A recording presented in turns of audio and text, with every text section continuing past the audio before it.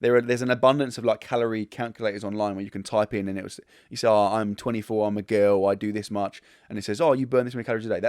That is basically a stab in the dark. It's not accurate, right? You might be lucky and get close, but like generally speaking, they're just kind of working out a rough thing. Everyone's different, everyone's unique, so everyone has different metabolisms. A simple way to do it is just do it by process of elimination. So you basically weigh yourself every day. You start out by choosing. So let's say you're a 20-year-old guy, right? Let's go with like 2,200 calories a day. You start eating 2,200 calories a day and you weigh yourself every day, right? If after, say, 4 or 5 days or a week of doing that, your weight has started to go down, you know you're in a calorie deficit. You know you're eating less calories than you need because your weight's dropping, right? You want your life as a whole to be fairly consistent in terms of what you're eating, in terms of what you're doing. Again, most people have a bit of a routine, so that should be fairly consistent. Obviously, bear that in mind. If it's not, it's going to have an impact on your weight from day to day. Weight can be really misleading, but in a controlled setting where you're controlling other variables like exercise, like water intake, food intake, it can be useful, right? Weighing yourself first thing in the morning, weigh yourself after having gone to the toilet. Don't drink or eat anything.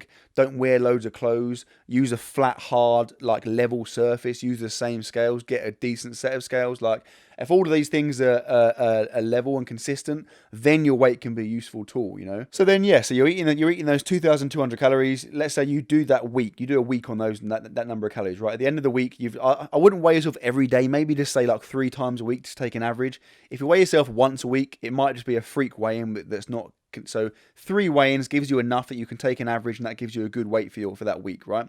If your weight at the end of that week has gone up slightly, then drop your calories. Let's say your weight's gone up by zero point 0.2 of a kilogram, right? Drop your calories by 200, so you come down to 2,000. If your weight's gone down by like zero point 0.2 of a kilogram or a quarter of a stone or whatever it is, then increase your calories by 200, right? You keep doing that. You keep increasing or decreasing your calories by little jumps until you get to a point where your weight stays the same, where your weight plateaus. So when you have a few days or a week where your weight has stayed the same or is very, very close to staying the same, at that point, you know, however many calories you're eating, that is your metabolic rate. That is your baseline, right?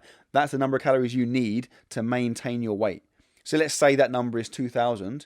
You're eating 2,000 calories a day and your weight is remaining stable. That's your starting point, right? At that point, you decide what you want to do. If you want to lose fat, you drop that number of calories and you start losing fat.